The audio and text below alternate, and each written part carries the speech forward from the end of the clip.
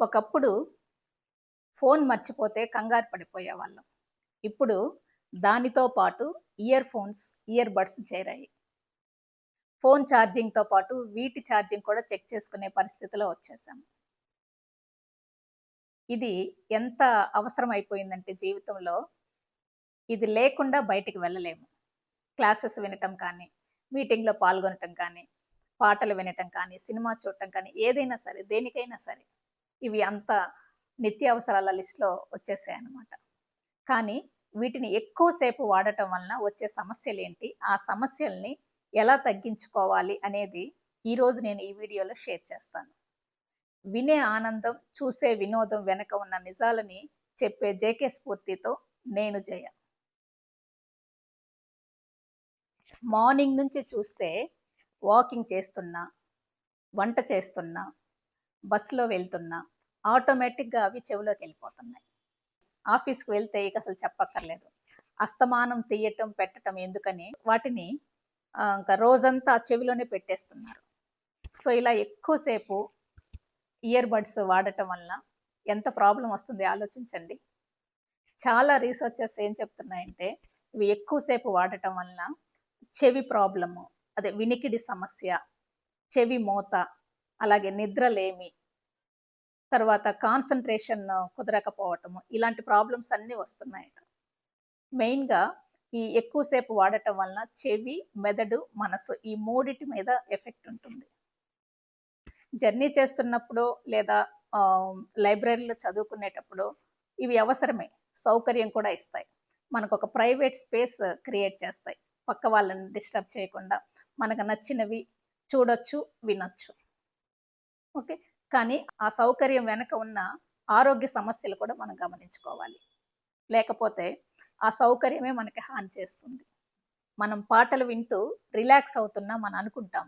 కానీ ఆ రిలాక్సేషన్ పక్కన పెడితే బాడీ లోపల ఎక్కువసేపు ఇయర్ బడ్స్ యూస్ చేయటం వలన స్ట్రెస్ లెవెల్స్ క్రియేట్ అవుతాయి. సో, అందుకనే సేఫ్‌గా ఎలా వాడాలి అనేది మనం తెలుసుకోవాలి. దానికోసమే 60-60 రూల్ ఫాలో అవ్వండి. అంటే 60% కంటే వాల్యూమ్ ఎక్కువ పెట్టుకోవద్దు. 60 మినిట్స్ కంటే ఎక్కువసేపు ఇయర్ ఫోన్స్ యూజ్ చేయొద్దు.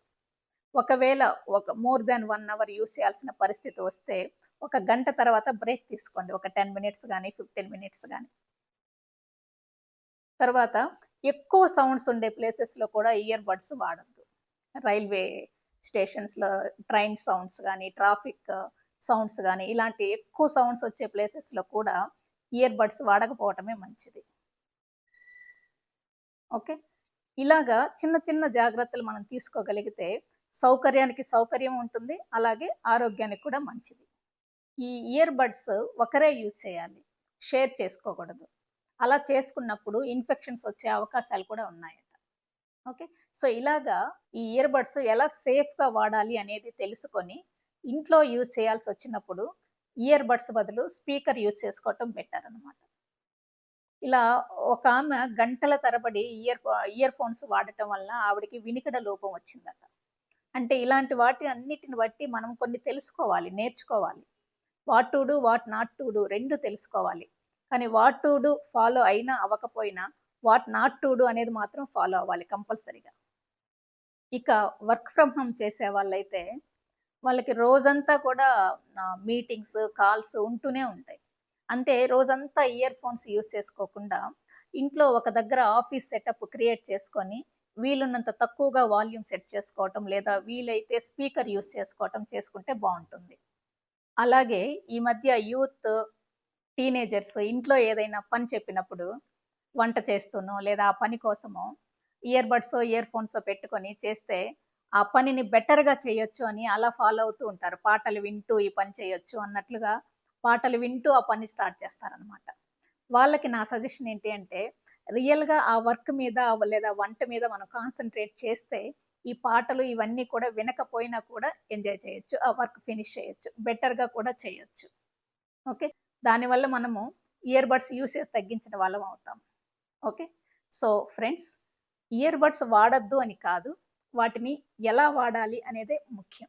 సో, ఈ వీడియో మీకు నచ్చినట్లయితే లైక్ చేయండి, షేర్ చేయండి. అలాగే జేకే స్ఫూర్తి ఛానల్‌ని సబ్స్క్రైబ్ చేయండి. Thank you.